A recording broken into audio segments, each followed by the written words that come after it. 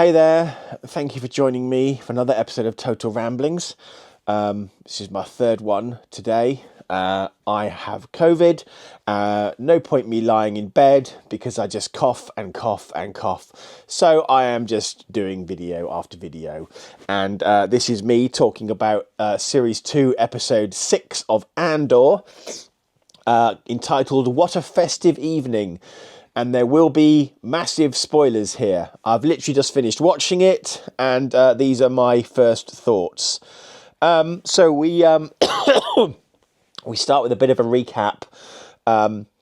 There's a Senate investiture holiday on Coruscant, and lots of events kind of going on.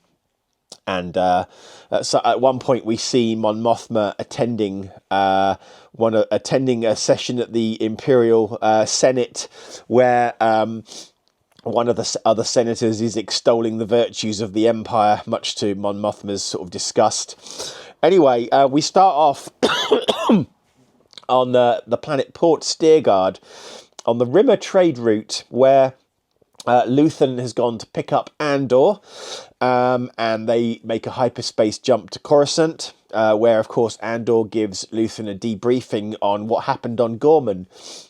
He says the Gorman front is not ready. They'll be crushed. Luthen is all about the cause and basically wants a new front against the Empire, kind of no matter what, really. Excuse me. Andor gets back home. Bix very pleased to see him. She reveals that Luthen visited her whilst Andor was away on Gorman, and Andor is very uneasy about this. And Andor confronts Luthen at the gallery, and they obviously are not seeing eye to eye on how this is supposed to be going. As I say, Luthen doesn't really care about consequences. He doesn't really care about individuals. It turns out he doesn't really care about what happens to planets like Gorman. He just wants to bring the Empire down, however, as much as possible. I've heard it say that Luthen is an accelerationist who knows that things are going to get bad and is kind of bringing that forward to get it over with, kind of thing. Bix is still on drugs. And at some point in their apartment, their safe house, they see the flashing sign on a faraway skyscraper telling them that they're wanted for a new mission. We have a brief interlude with the Imperial Security Bureau headquarters. Dr. Gorst, who is the man who invented the new interrogation technique that Bix is constantly dreaming about. The Empire is now insisting that he is not allowed to be a simple ISB resource. He has to be shared with military intelligence. The ISB also believe that there is a rebel attack imminent on Gorman, something that they are, of course, keen to foster because it will give them an excuse to mount a crackdown. And Dedra is playing Cyril. Basically, they are partners in a sense, but she hasn't told him what this is all about. And Major Partagaz says Cyril can never know what this is really all about. And of course, it's all about ultimately stripping Gorman of its calcite resources. We think for Death Star construction. So we kind of have like a couple of climaxes to this episode happening simultaneously. Mon Mothma and Perrin are seen in a car with their driver, who we know is a spy, talking about banquets and investiture kind of ceremonies. And they are going to Devo Skulden's event.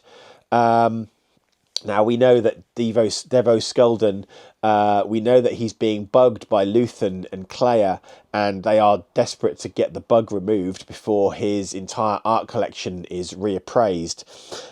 So we have a whole load of people meeting up at this party. We have a brief scene where Mon Mothma and Perrin, her husband, bump into Senator Organa, who is not played by Jimmy Smits for the first time. Presumably he wasn't available. I have to say, the scene doesn't really add very much, and it probably could have done, if they couldn't get Jimmy Smits, then probably cut the scene, right? Because, yeah, anyway, unless he's going to appear later on, of course. which might well happen. Anyway, there's all sorts of people at the party. There's Luthen and Claire, Mon Mothma and Perrin, and members of the Imperial Security Bureau, including Lonnie, who's Luthen's spy. And after the sort of party, they are taken into a room to look at Skulden's collection. And who else is there? Director Krennic is there. So we have a scene where Director Krennic meets Mon Mothma, he meets Claire, he meets Lonnie, he meets Luthen, and, basically all these people in one room together. Interestingly, I saw another one of those Roman-style dodecahedrons in Skulden's art collection. Anyway, whilst everyone is looking at a new piece that Skulden has acquired, Claire grabs hold of Lonnie and uses him to shield her as she removes the listening device from the piece that they bugged. She struggles to get it out. She causes her hand to bleed. It's quite tense because the rest of the audience are about to come around, and they're going to be there any minute.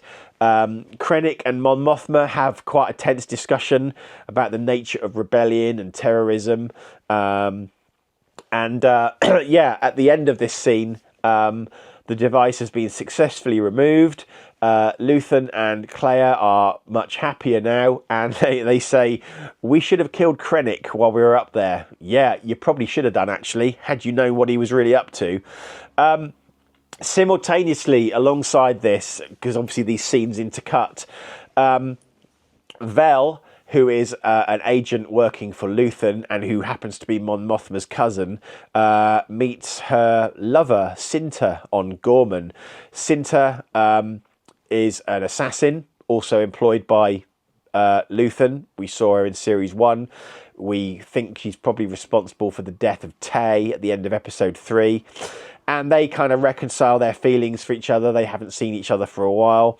And I probably should have seen what was coming miles ahead, but I didn't. I'll tell you what that is in a minute. But basically, they are there to support the Gorman Front. The Gorman Front want to ambush and steal some Imperial supplies to basically prove that what's being built in their capital city, Palmo, is an armory, which goes against the Imperial Charter.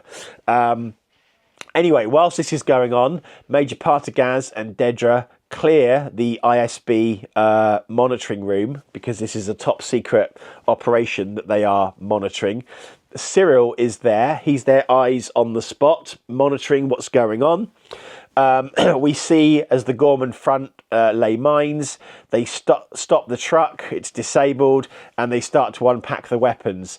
And it's only now that I realise that the resemblance to the Gore speak a language that sounds awfully like French but isn't, but they have French accents, and I've only just realised they're all wearing berets.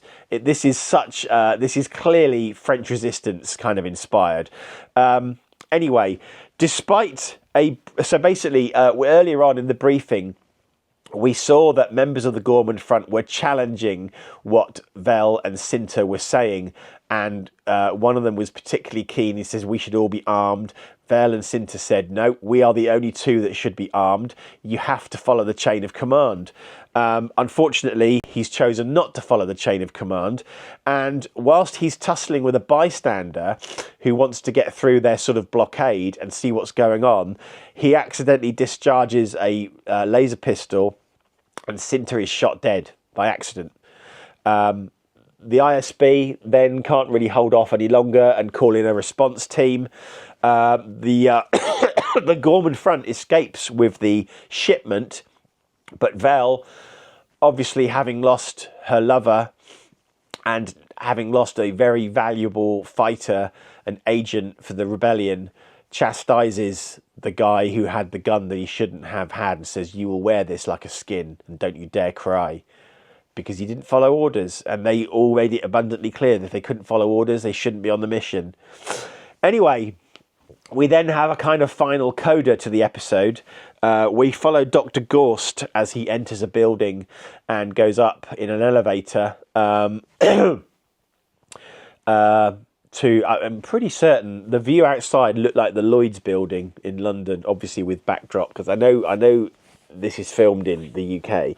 Anyway, he goes into a room and Bix is there. Bix, who was tortured by him in season 1 during an interrogation, and who has dreams about this and can't shake them. She is in the room.